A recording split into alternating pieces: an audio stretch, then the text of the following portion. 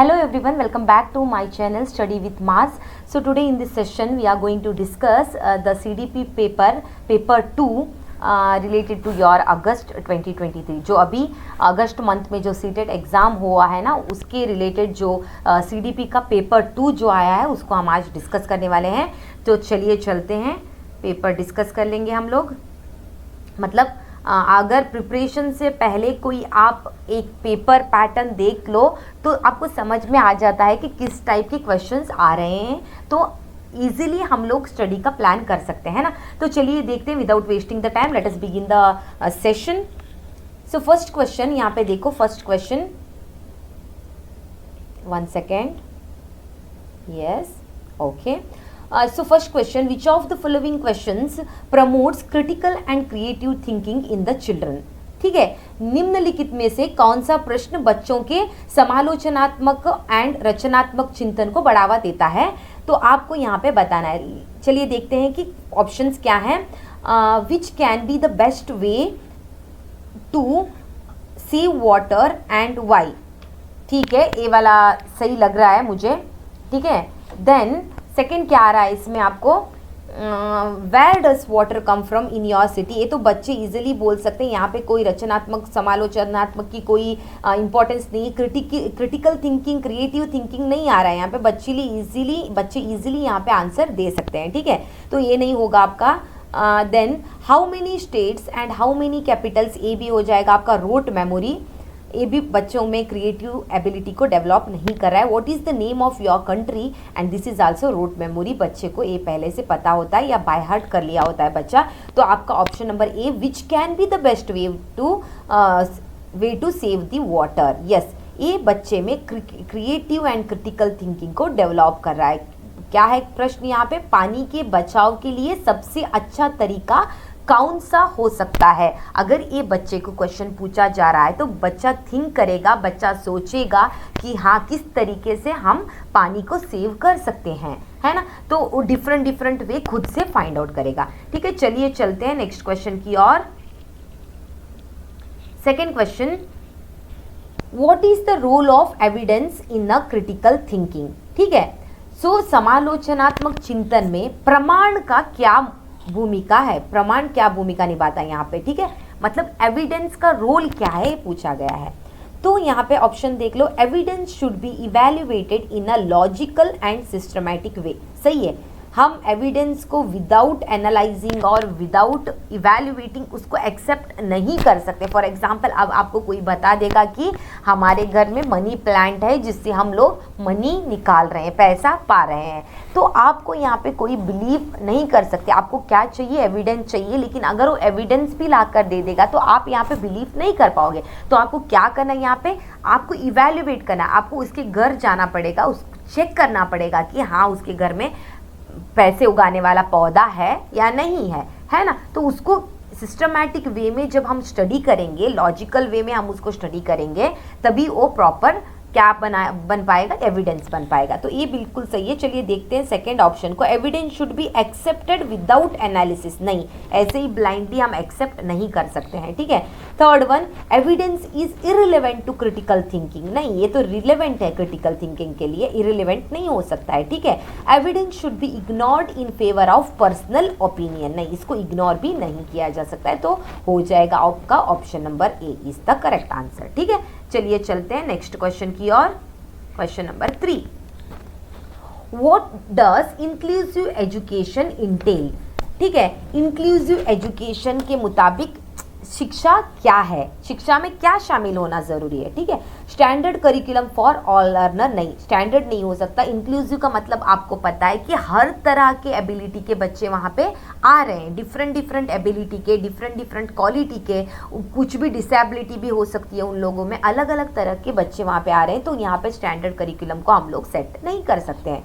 Segregation and categorization of a student. नहीं, segregate नहीं करना है. अभी according to new education policy जो आ रहा है, यहाँ पे हम बच्चे को डिफ्रेंशिएट नहीं कर सकते हैं. बच्चे all are same, all are equal के बेसिस पे हमें करिकुलम को सेट करना पड़ेगा. तो यहाँ पे सेग्रीगेशन कैटेगराइजेशन करेंगे तो यहाँ पे डिफ्रेंशिएट हो जाएगा. ठीक है, उसको हम नहीं कर सकते हैं. Then option number 3, providing of only vocal education, मतलब सिर्फ और सिर्फ उन्हें ओकल एजुकेशन ही दिया जाना है। लर्नर विद स्पेशल नीड बच्चे जो हैं उन्हें अलग से ओकल एजुकेशन देना, ये भी गलत है, इन्हें भी यहाँ पे हम निग्लेक्ट नहीं कर सकते। देन ऑप्शन नंबर 4 क्या आ रहा है आपका, flexibility in the curriculum as a result of recognition of a individual differences. सही है, व्यक्तियों की या व्यक्तिगत अंतरों को पहचान के, या आपको क्या करना पड़ेगा यहाँ पे, पाठ्यक्रम को सेट करना पड़ेगा। Flexibility in the curriculum according to the individual differences. तो ऑप्शन नंबर 4 हो जाएगा आपका correct option. Okay, let us see next question. Question number 4, read the following statements and choose the correct option. Assertion and यहाँ पे reason को दिया गया है, कथन एंड उसका कारण यहाँ पे बताया गया है। जीन पियाजे and Lev Vygotsky differ in their perspective on the influence of language on cognitive development in the children. सही है, दोनों का पर्सपेक्टिव यहाँ पे अलग है।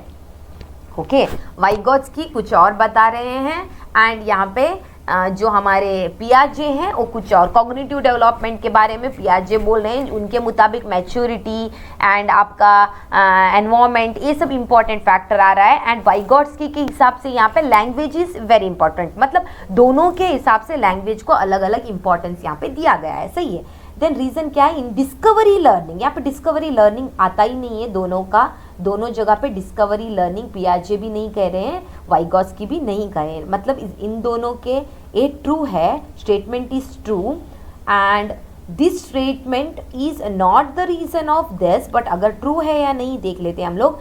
Teacher provides opportunity and student derive information for themself. सही है, डिस्कवरी लर्निंग क्या है, यहाँ पे टीचर अपॉर्चुनिटी को दे रहा है, बच्चा खुद से क्या कर रहा है, इंफॉर्मेशन को डिराइव कर रहा है, ये भी ट्रू है। Both are true but your कारण जो है ये एजर्शन का सही क्या नहीं है, रीजन नहीं है। तो ढूंढो कहाँ पे option, both A and R are true but R is not a correct explanation of A, this is the correct answer. तो चलिए देखते हैं नेक्स्ट क्वेश्चन। अगर आपको ये सेशन अच्छा लग रहा है तो guys like and subscribe my channel, ठीक है। Yes, question number 5, which of the following set correctly mention the characteristics on which student who are gifted typically differ from the other student in the class? Okay, तो gifted child क्या होते हैं उनके बारे में यहाँ पे अलग अलग कैरेक्टरिस्टिक को दिया गया है, उसके हिसाब से आपको कौन सा वाला सही सेट है उसको सर्च करना है। ओके, फर्स्ट ऑप्शन क्या है, yes, advance depth of understanding. सही है, उनमें थोड़ा सा ज़्यादा अंडरस्टैंडिंग की, ज़्यादा समझ की शक्ति होती है। सही है, this is correct. Fast pace of learning compare to other student. सही है, सो यहाँ पे जो गिफ्टेड चाइल्ड होता है they learn little bit faster comparatively other slow learners. Higher dependence नहीं, इनका थोड़ा सा डिपेंडेंस नहीं रहता है, इनका डिपेंडेंस, हायर डिपेंडेंस नहीं रहता है, so this is wrong option. Rapid physical development नहीं भाई, physical development and gifted child या मेंटल डेवलपमेंट पे कोई इफेक्ट नहीं है। मतलब 4th स्टैंडर्ड के 2 बच्चे हैं, 2 चिल्ड्रन हैं, ठीक है, तो एक चाइल्ड अगर गिफ्टेड है इसका मतलब ऐसा नहीं कि वो बहुत ही मोटा है, बहुत ही हाइट है, नहीं है। दोनों का फिजिकल डेवलपमेंट सेम होगा लेकिन उनकी कैपेबिलिटी डिफरेंट होगी, तो ए ऑप्शन हो जाएगा आपका गलत। तो यहाँ पे ए एंड बी आपका सही आ रहा है, तो you can search here A and B are the correct option. तो option number 4 is the correct answer. Let us see the next question. Question number 6, मैंने यहाँ पे हिंदी के भी क्वेश्चन दिए हुए हैं, आप पढ़ सकते हैं, ठीक है। क्वेश्चन नंबर 6 देख लेते हैं यहाँ पे। Which of the following statement is correct in the context of hearing impairment. Hearing impairment का मतलब क्या है, सुनने की श्रवण बाधिता, मतलब सुनने की वहाँ पे शक्ति कम होती है उनमें, ठीक है। Hearing impairment can affect a child ability to communicate effectively. Communicate effectively, 6th point क्या पूछा गया हम लोगों को यहाँ पे, which of the following statement is correct in the context of hearing impairment, ठीक है। ये सही है, अगर हमें सुनने की क्षमता कम है तो हम कम्युनिकेशन थोड़ा कम कर पाते हैं क्योंकि हमें पता नहीं रहता कि सामने वाला बंदा हमसे क्या कह रहा है ना। यस, कम्युनिकेशन यहाँ पे गैप हो रहा है। फिर देख लेते हैं नेक्स्ट ऑप्शन क्या बता रहा है। All the children with hearing impairment need to use sign language नहीं, हियरिंग इम्पेयरमेंट है, साइन लैंग्वेज का यहाँ पे कोई महत्व नहीं है, ठीक है। तो यहाँ पे नेक्स्ट देखते हैं, hearing impairment of a child can be reliably tested by making loud noises. नहीं, अगर बच्चे को सुनाई नहीं दे रहा है तो उसके साइड में जाके हम लाउड म्यूजिक अगर चलाएंगे तो इसका कोई मतलब ही नहीं है, इससे हमें क्या मिलेगा, कुछ नहीं मिलेगा, है ना। तो ये नहीं हो सकता है, ठीक है फ्रेंड्स। तो फोर्थ ऑप्शन देखते हैं, hearing impairment is always due to a physical problem with the ear. ऐसा नहीं है, ओके, फिजिकल प्रॉब्लम से ही ईयर का हियरिंग इम्पेयरमेंट होता है, ऐसा कुछ नहीं है। तो हो जाएगा आपका option number 1 is the correct option, ठीक है, 1 is the correct option. Late us see the next question, question number 7। In the context of inclusion, curriculum learning expectations are the same in dash while in dash they are different। ठीक है, यहाँ पे आपको समावेशन के संदर्भ में पट्याचार्य सीखने की अपेक्षाएं डैश में समान है जबकि डैश में भिन्न है, इसको आपको बताना है, ठीक है। तो यहाँ पे देखते हैं, enrichment, acceleration, modification, accommodation, acceleration, enrichment, accommodation and modification. आपको पता है एकोमोडेशन क्या है, जो नॉलेज है उसी को मॉडिफाई करना is accommodation, okay. Modification is completely different बनाना है उसको। तो ये हो गया आपका सही option, option number 4 is the correct answer. Then let us see the 8th question. According to constructivist theorist, which of the following statement would not be correct? Okay, संरचनावादी सिद्धांतों के अनुसार निम्नलिखित में से कौन सा कथन सही नहीं है, आपको ये पता करना है, ठीक है। So option number 8 it is knowledge is subjective, नहीं है, ओके। इनके मुताबिक, जो कंस्ट्रक्टिविस्ट के मुताबिक द नॉलेज क्या होता है, नॉलेज मतलब बच्चे को बाहर से कोई फोर्स मिल रहा है तो बच्चा वहाँ पे क्या कर सकता है, इफेक्टिव लर्निंग कर पाता है। मतलब टीचर इज अ फैसिलिटेटर, मतलब कोई टीचर यहाँ पे एनकरेजमेंट दे रहा है, बच्चे को फैसिलिटेट कर रहा है, तो बच्चा can be he can construct his own knowledge. यही है कंस्ट्रक्टिविस्ट का अप्रोच, ठीक है। तो यहाँ पे नॉलेज इज सब्जेक्टिव नहीं हो सकता, आपको पता है subjective is a negative word, तो ये हो जाएगा आपका नेगेटिव वर्ड। आपको पता है यहाँ पे आपको पॉजिटिव एंड नेगेटिव वर्ड की नॉलेज होना बहुत ही ज़्यादा ज़रूरी है, जो कि आपके सीडीपी में या सब्जेक्ट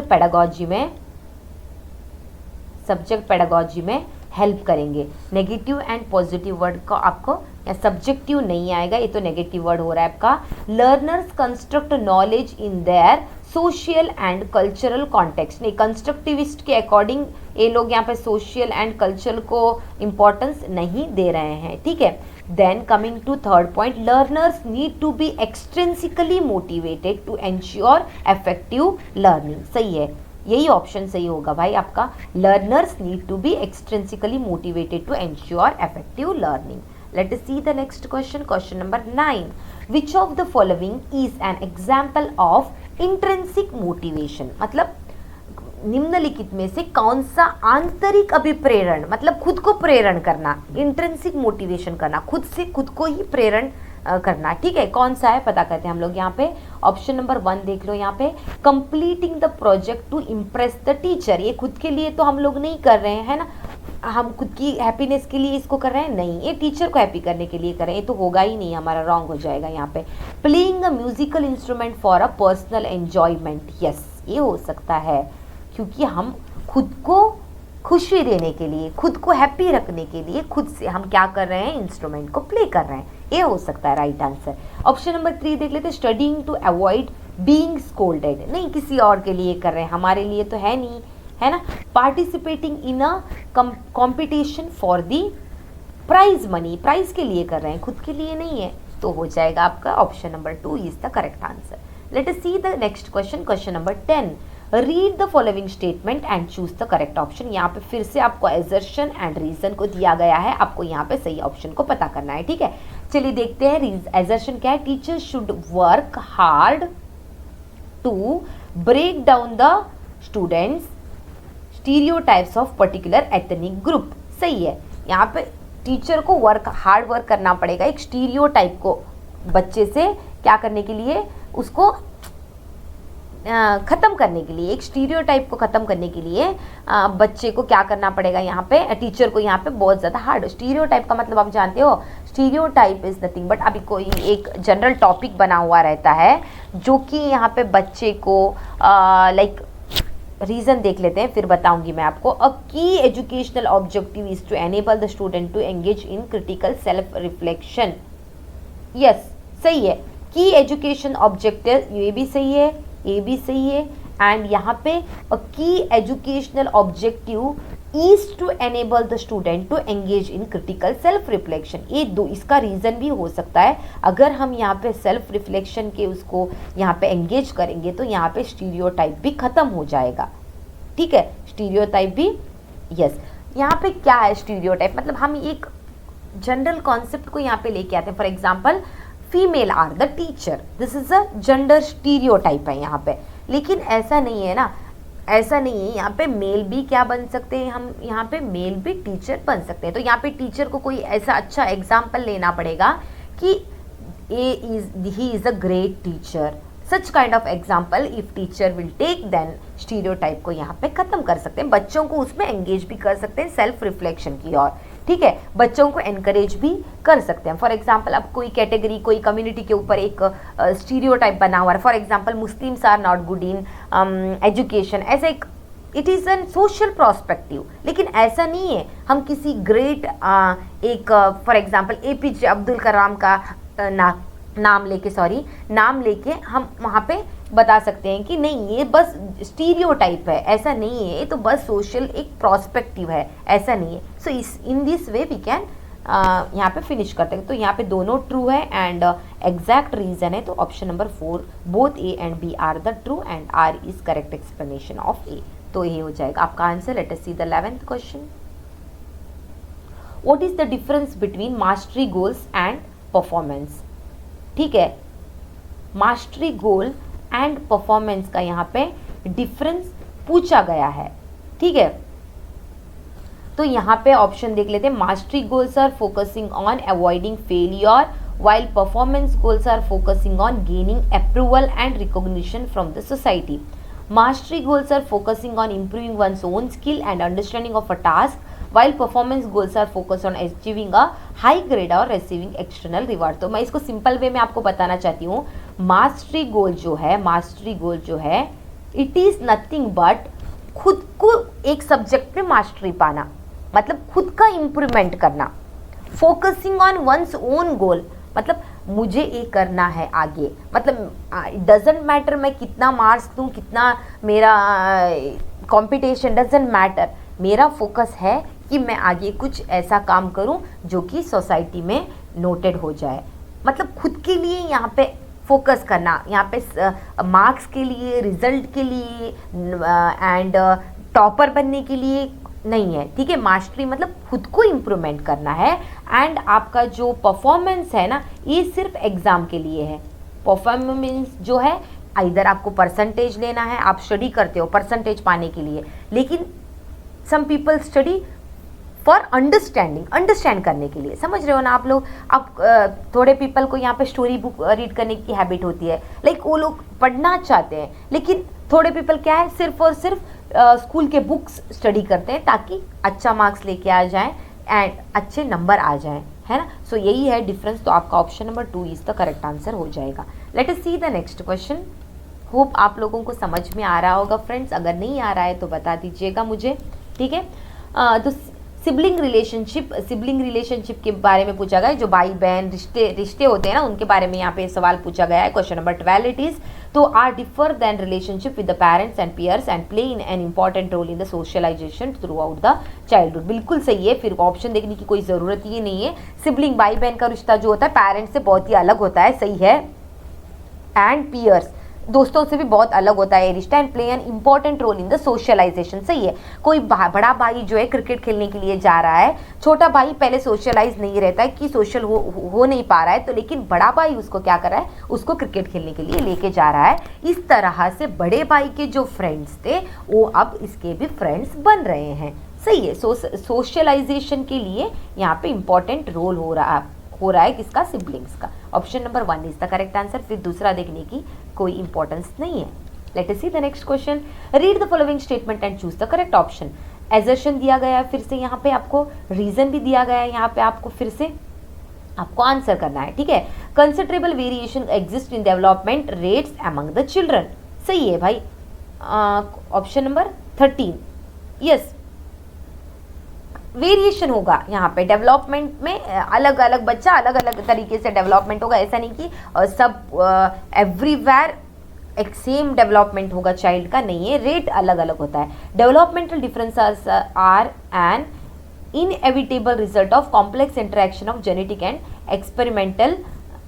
एक्सपीरियंशियल वेरिएशन, सही है, दोनों सही है। This is also true, this is also true. मतलब development is not same in all the children and development is the interaction of genetic and experiential variation, जो कि सराउंडिंग का भी इफेक्ट हो जाता है, दोनों सही है, both, and this is the reason, exactly reason of this। तो option number 4 is the correct answer, both A and R are true and R is the correct explanation of A। Let us see the next question। Question number 14, which of the development is illustrated in the following statement? ठीक है, children who are deprived of a conducive environment for learning language in their early years have some difficulty in picking language later in life। yes, यहाँ पे क्या है, this is option question number 14। यहाँ पे क्या बताया गया है, जो बच्चे अपने शुरुआती वर्षों में भाषा सीखने के लिए अनुकूल वातावरण से वंचित रहते हैं, उन्हें बाद के जीवन में भाषा चुनने में थोड़ी कठिनाई होती है, सही है। अब हम सोचते हैं, फॉर एग्जांपल हम लोगों का ही ले लो, हम लोग यहाँ पे हिंदी मीडियम में स्टडी करें, इंग्लिश मीडियम के लिए नहीं जा रहे, क्योंकि हम लोगों ने हमारा जो प्राइमरी क्लासेस था उसको हमने हिंदी मीडियम में पढ़ा हुआ है ना। तो अब हमें क्या लग रहा है कि इंग्लिश मीडियम के क्वेश्चन आएंगे तो हमें डिफिकल्टी लगने लगेगी। क्यों? क्योंकि जो एक पीरियड होता है उस पीरियड में हम जल्दी सीख पाते हैं। मतलब जब बच्चे होते हैं, छोटे होते हैं, उस पीरियड में हम लैंग्वेज को या किसी भी चीज़ को जल्दी सीख सकते हैं, लेकिन जब डेवलपमेंट हो जाता है, पर्टिकुलर एज पीरियड आ जाता है, तो उस पीरियड में हम लोग प्रॉपरली इजी वे में नहीं सीख सकते हैं। ये हमारा थिंकिंग है, एक्चुअली हो भी सकता है, लेकिन there is a sensitive period, एक ऐसा पीरियड होता है जहाँ पे हम इजीली एक लैंग्वेज को सीख सकते हैं। फॉर एग्जांपल जब हम छोटे बच्चे होते हैं, हमें अपने घर की भाषा सीखना बहुत ही आसान होता है ना। तो चाहे कितनी भी डिफ़िकल्ट हो, लेकिन हम अपनी घर की भाषा पहले सीख पाते हैं। क्यों? क्योंकि हम जब छोटे से बड़े हो रहे हैं वही सराउंडिंग में हो रहे हैं, है ना। तो this is related to this question, तो इसका ऑप्शन हो जाएगा there is a sensitive period of language development, सही है। देर इज अ सेंसिटिव, भाषा के विकास का एक संवेदनशील काल भी है, ठीक है। So option number 4 is the correct answer. Let us see the 15th question. Question number 15, student struggling with the dyslexia can be taught to read, okay. वह विद्यार्थी जो पठन वैफल्य से जूझ रहे हैं तो पढ़ना सिखाया जा सकता है। तो इसके बारे में यहाँ पे ऑप्शन दिया गया, आपको आंसर करना है, ठीक है। By encouraging them to study in the multiple distraction नहीं है, मल्टीपल। अब कोई घर में शादी हो रही है, वहाँ पे लेके जाके एक डिसलेक्सिया वाले बच्चे को वहाँ पे बिठा दिया जाए तो क्या बच्चा पढ़ पाएगा? नहीं पढ़ पाएगा, तो ये गलत है। By providing higher grade level reading text नहीं है, ये भी नहीं है। उसके लेवल से हाई देंगे तो इसका कोई मतलब ही नहीं बनेगा। Through use of strict punishment नहीं, जब पनिशमेंट आ रहा है friends, this is a negative word, आपको याद रखना है, this is a negative word, ये एब्सोल्युटली रॉन्ग हो जाएगा। नेगेटिव वर्ड अगर आ रहा है that is a wrong option. तो option number 4 through a systematic phonological training, सही है। फोनोलॉजिकल मतलब डिफरेंट फोनिक्स तो आपको पता है, आप हम लोग यूज़ कर रहे हैं, तो उसके हेल्प से हम क्या कर सकते हैं, बच्चे को प्रोवाइड कर सकते हैं, ट्रेन कर सकते हैं। तो option number 4 is the correct option related to question number 15। तो आज हम यहीं पे ये सेशन खत्म करेंगे, अगले सेशन में रिमेनिंग 15 क्वेश्चन फिनिश करेंगे। तब तक के लिए bye bye, like share subscribe my channel, thank you.